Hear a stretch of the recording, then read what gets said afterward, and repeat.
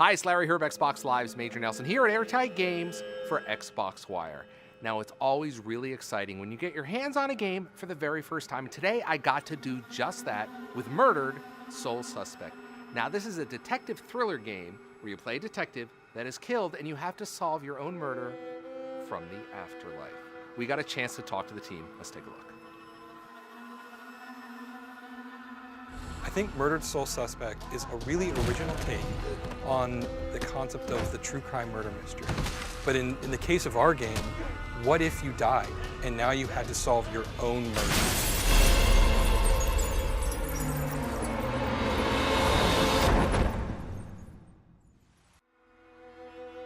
In the process of figuring out who killed you and why they killed you, you sink deeper and deeper into a mystery story. You take the role of one of Salem's best detectives who ever worked in the department. You take away all of his normal natural abilities and you give him these supernatural abilities, and you ask him to find ways to investigate crime scenes in completely new and original ways that only he as a ghost would be capable of.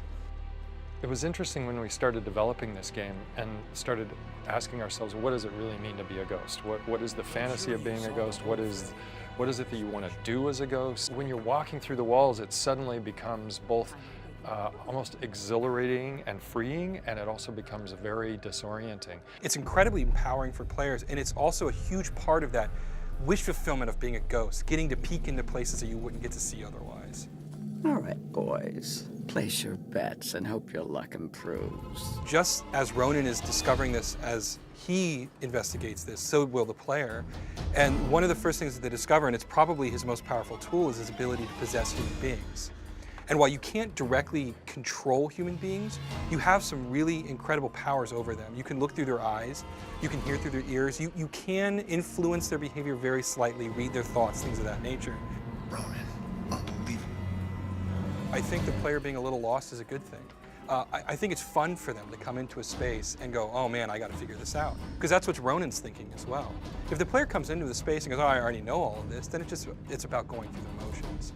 But if you ask them to make some decisions, force them to do some lateral thinking, that aha moment, once they figure it out, it becomes that much more gratifying. A lot of our prototyping was around how do you make it interesting for the player to do an investigation and come to those conclusions themselves, as opposed to just handing them the exact answer when you manage to gather, 4 different things that you needed. We have a mechanic in the game where you have to take complex thoughts and you have to organize them in a way that'll make sense to the character Ronan. Great example would be you need someone to think about something, or you need someone to move in a particular way, but you can't directly say, hey, move this. You have to basically put a thought into their head. So a witness in one of the crime scenes, she's too distraught to articulate what she saw to a police officer. But your own memory of a conversation that you overheard can be put into her head. And when you do that, it breaks free the data. And so she can think about it, and you get this information in her own thoughts, even though she can't express it verbally. When we were brainstorming locations for the game, we first looked for places that had really deep supernatural history and lore behind them. And very quickly we realized that Salem's history worked perfectly for this particular story. And if the player takes the initiative, they're going to learn a lot about this really rich world that we've created. There's all kinds of different collectibles. There's simple things like just finding a plaque on a wall. There's more complex things where you have to piece together fragments of a memory to get a total ghost story.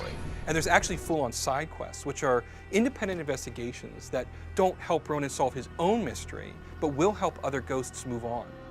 If a ghost or a specter has unfinished business, they become isolated in this location. And until they can discover what their unfinished business is and come to terms with that, they can't move on. And that's where the ghosts come from. Any spirit you find lingering in the dust is there because they don't know how to resolve their unfinished business. And as I mentioned before, if you're there too long, you become one of these demons.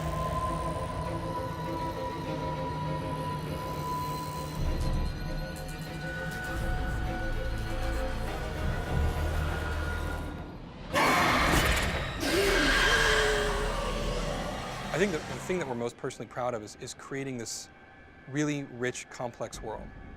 Something that we hope the players really want to get lost in, spend a lot of time in, learn everything that there is, find every nook and cranny. They don't just look at it like, oh my God, where is the first fight? Where is the first thing I can shoot? I want them to like the character of Ronan, like what he can do, and just really be excited about this, our own kind of personal take on ghost lore. Because while ghost lore is sort of universal, I think our interpretation of it is really original, and I think people are really going to remember it. Get back here! I said, get back here!